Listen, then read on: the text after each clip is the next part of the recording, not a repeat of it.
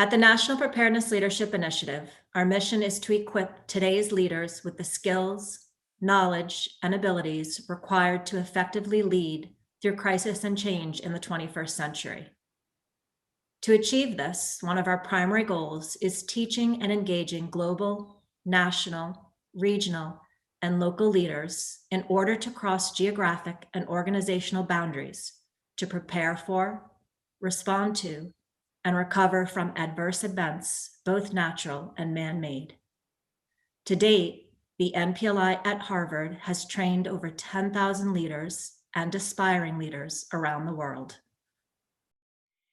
Well, Chris, it's great to see you. First, just what is it that you do? What are your leadership responsibilities?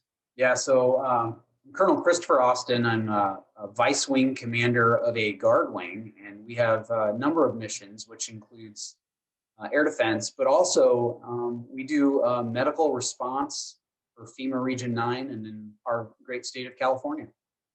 So you must have been very, very busy in the last few years then. We've been very busy, and between COVID and that challenge, it's been extremely busy, especially on the medical side, where we've actually sent folks out to assist, especially with the initial COVID response. It's been quite busy. Well, a question that I ask many people who've been through the NPLI, of everything that you learned, what was the most valuable for you?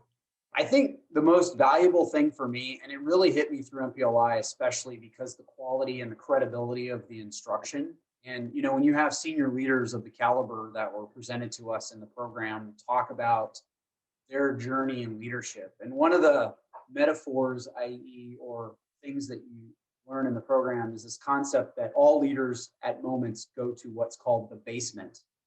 And that is where they go to a place where they might be emotional, or they might struggle with what's next, or they might just need a second to just sort themselves out. And I think that hearing that from such credible leaders, that all leaders go through that, and then how to get out of it and techniques of how to get out of that, I think is incredible, because it really connects to this concept of servant leadership from a humble and vulnerable place, which I think is the best place to lead. I truly believe that. And that concept to me, especially again, and I'll emphasize the credibility of the instruction, truly is the biggest impact for me. And when I find a big problem, so for instance, when COVID went down, or we found out about COVID and there was a cruise ship off the coast of California and we were going to have to do a response to that, there's a section where you walk in your office and you're like, I really don't know what to do. I don't know how to think through this problem. And then you just take a deep breath and really acknowledge the fact that that is a normal part of leadership, is you just don't know sometimes. And you just kind of bring the smart people in, you get a whiteboard and you start sorting it out, and just from a humble place. And that allows everybody to commit their very best. And I really appreciate that. It really helped me become a better servant leader. Well, thank you, Chris. And it's a real honor and privilege for us to have you part of our NPLI network. Thank you, Lenny.